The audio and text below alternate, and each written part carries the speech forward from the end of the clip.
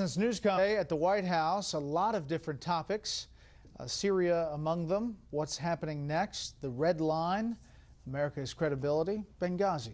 Let's bring in our panel. Steve Hayes, senior writer for the Weekly Standard, Kirsten Powers, columnist for the Daily Beast, and syndicated columnist Charles Krauthammer. Charles, Syria first. Chain of custody, what is this, CSI Damascus?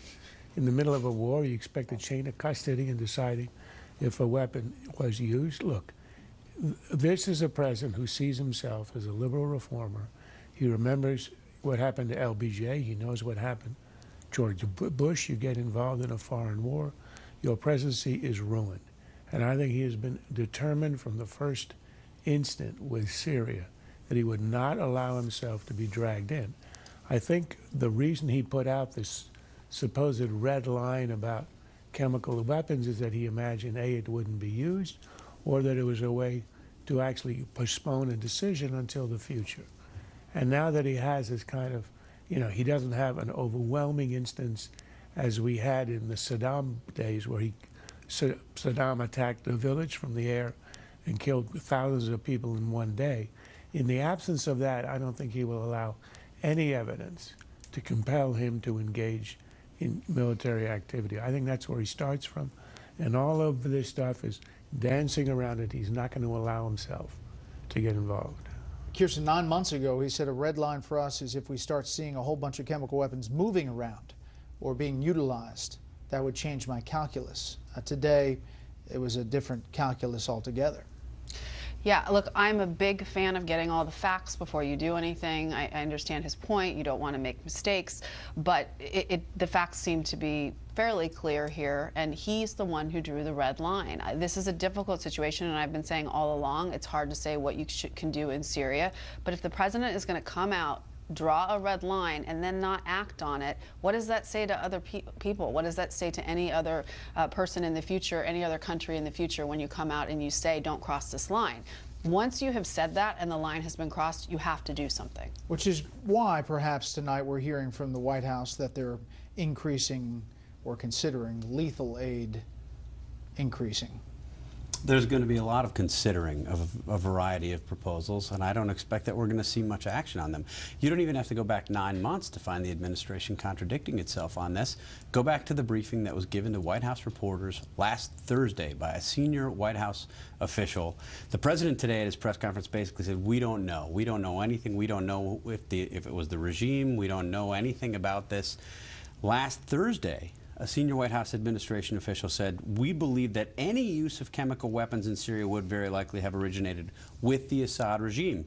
He went on to say, we are very skeptical that reports of the use of chemical weapons could be anyone other than the Assad regime. So they knew, or they thought they knew, or they were telling the world that they knew last Thursday. Now the president is giving a press conference in which he says basically, we know that this is what the intelligence community is telling us, but we really don't know.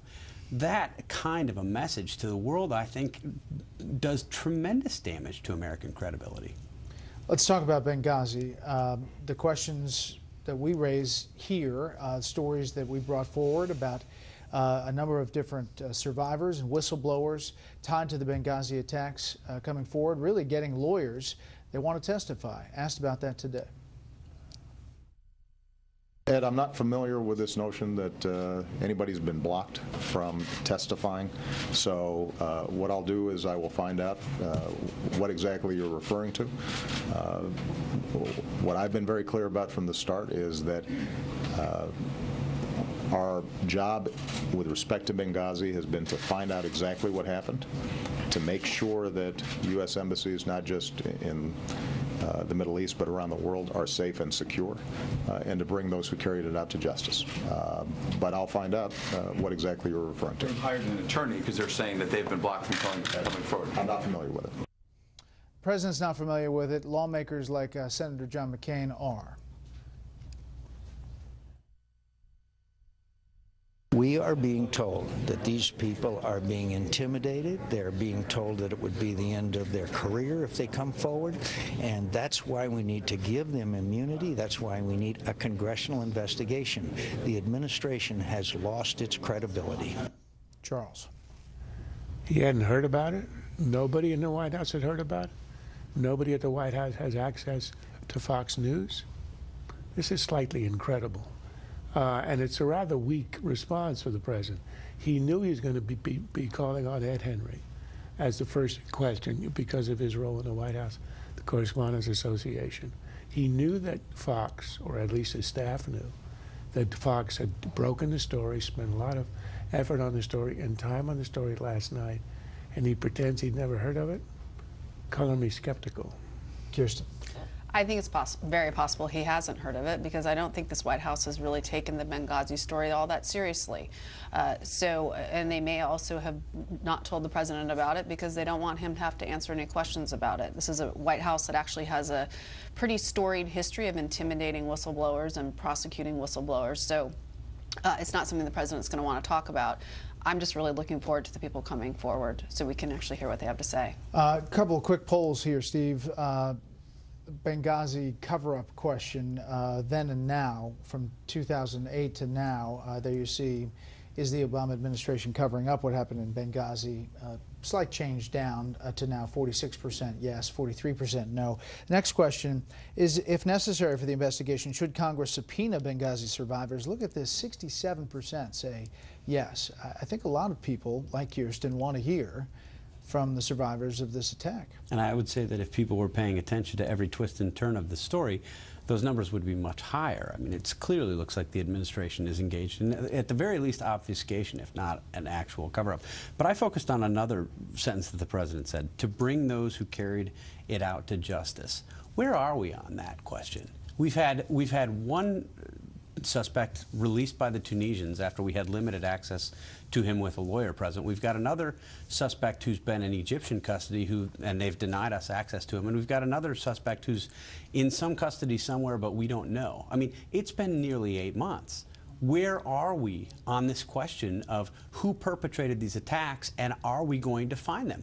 How long is the president going to be able to say, I'm determined to track them down and bring them to justice, when people actually take that seriously? It's been 8 months. Come on. Adam Housley's source says the mastermind of the attack has been identified in Libya and is walking free.